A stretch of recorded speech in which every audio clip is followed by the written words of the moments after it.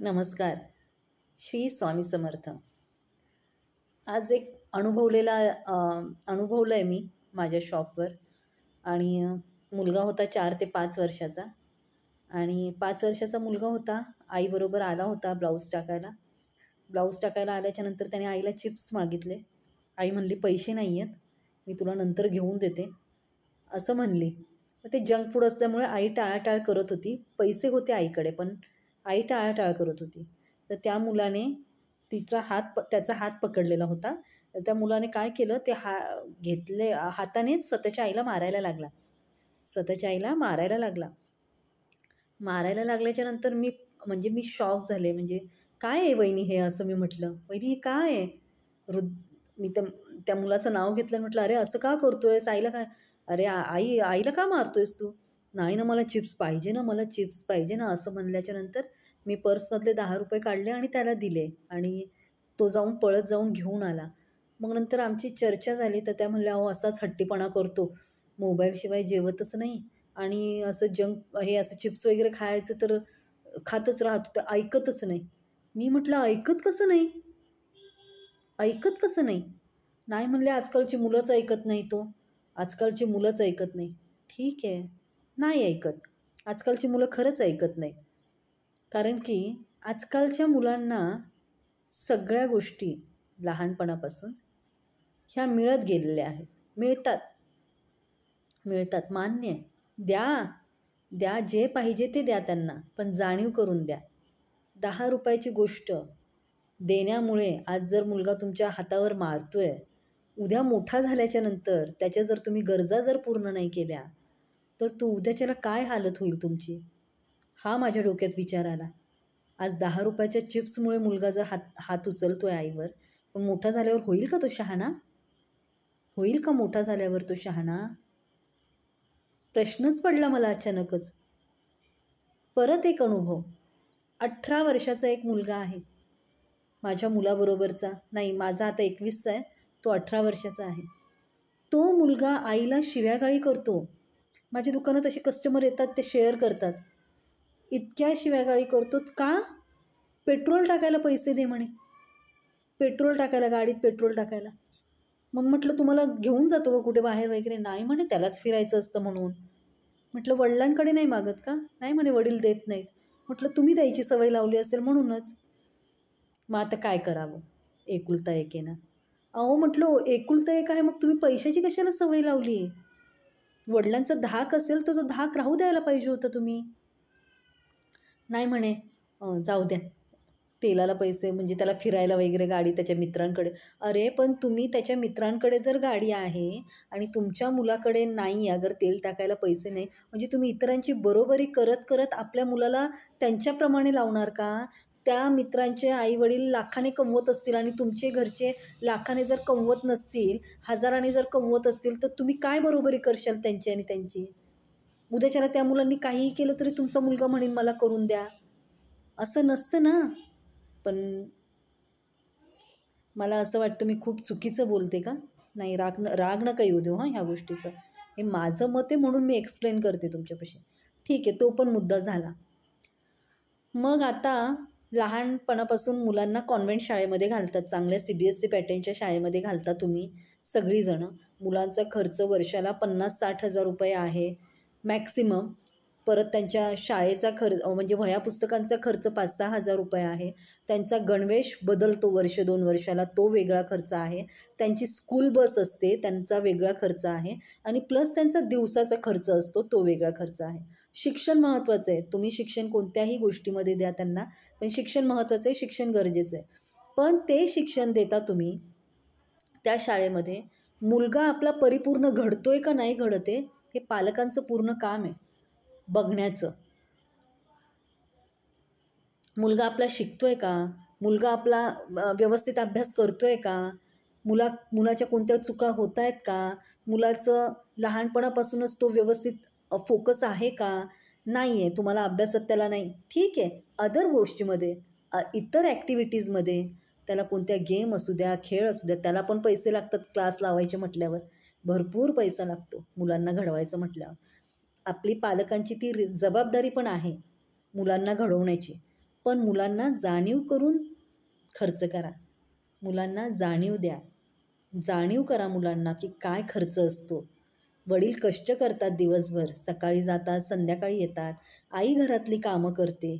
आज घरातलं काम गृहिणी करते. आज धुणं भांड्यावाली बाई लावली तर ₹1000, फरशी पुसणारी बाई लावली तर ₹1000, स्वयंपाक करणारी बाई लावली तर ₹3,000-4,000. असा खर्च जर कॅल्क्युलेशन केला तर आपली घरातलीच आई किती काम करते ह्याची पण जाणीव मुलांनी केली पाहिजे ना. आणि ती जाणीव तुम्ही जर लहानपणापासून दिली नाही, आज तो 5 वर्षाच्या मुलाने चिप्ससाठी आईच्या हातावर मारतो आणि 18 वर्षाचा मुलगा हा पेट्रोलसाठी आईला भांडतो म्हटल्यावर काय म्हणायचं. मुलींचं तर विचारता सोय नाही. आजचं 16-16, 17-17 वर्षाच्या मुलींनासुद्धा बोलायचं कसं हे कळत नाही. उलट काय बोलतात आईला, आईची किंमत करत नाही. तुला काय समजतं? अगं तुला काय समजतं? तुम्हाला जन्माला घातलं ना आईने.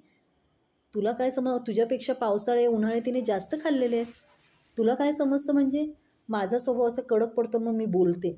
मग मी बोलल्याच्या नंतर राग येतो मुलींना. ठीक आहे, येऊ द्या, मला नाही फरक पडत. मला जिथे चुकेल ना तिथे मी बोलते. अशा काही गोष्टी आहेत ते खटकतात.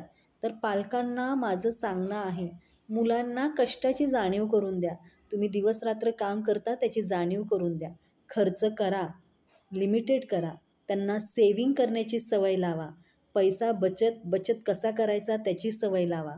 आमच्या काळामध्ये मी लहानाची मोठी मुंबईला झालेली आहे. मुंबईला आमच्या त्या काळामध्ये 95-96चा काळ होता तो. त्यावेळेस आम्ही बायडिंग करायचो. म्हणजे कोरी पानं काढायची बाजूला आणि त्याची बायडिंग करून आणायच्या वह्या आणि त्याला पेपरचे कवर लावायचो आम्ही. पेपरचे कवर असायचे पुस्तकांना आणि वह्यांना आणि पुस्तकं जी होती ती आम्हाला शाळेतूनच मिळायची. त्यामुळे आमचं काही असं अभ्यासाचं जास्त पण आम्हाला ते शाळेतून सगळ्या गोष्टी होत्या ॲक्सेप्ट. पुस्तकं त्यांना द्यायची म्हणजे वर्ष कंप्लीट झालं की त्यांना ती पुस्तकं द्यायची आणि वह्यांना बायडिंगच्या वह्या वापरल्या तरी चालेल असं होतं. त्याच्यामध्ये सुद्धा वर्गपाठ आणि गृहपाठ त्याच्यामध्ये आम्ही मध्ये पान करायचो. मध्ये अर्ध वर्गपाठला अर्धी वही आणि गृहपाठला अर्धी वही असं आमच्या वेळेस होतं. पण आत्ताचं काय मला तर कळतच नाही शिक्षणाचं काय शिकवतायत आणि कसल्या पद्धतीने शिकवतात आणि काय करतात ते मला समजत नाही. पण जाऊ द्या, ठीक आहे, आता त्यांचं काही बदललं असेल काही, त्यामुळे ठीक आहे. कवर पाहिजेत, ड्रेस युनिफॉर्म पाहिजे, सगळं ठीक आहे, सगळं ओके. तसंच मुलांना शिक्षण द्या. खर्च करताना तर शिक्षण द्या.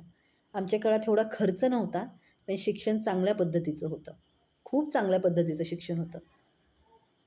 माझं शिक्षण जास्त नाही झालेलं, 12वीच झालेलं आहे, पण चांगलं शिक्षण होतं. टीचर कडक होते. म्हणजे आमचे सगळे शाळेतले शिक्षक कडक होते. काय सांगायचं, आजकाल तसं राहिलेलं नाही आहे. लहान मुलांना आत्तापासून संस्कार लावा. पैशाची जाणीव करून द्या. पैशापेक्षा माणसांना बोलायचं कसं, मोठ्या माणसांशी वागायचं कसं, कुणाला उत्तरं द्यायची कशी, तुमच्या घरातलं वातावरण कसं आहे त्यानुसारच मुलं शिकतात. ह्या गोष्टी अनुसरून तुम्ही मुलांशी वागा.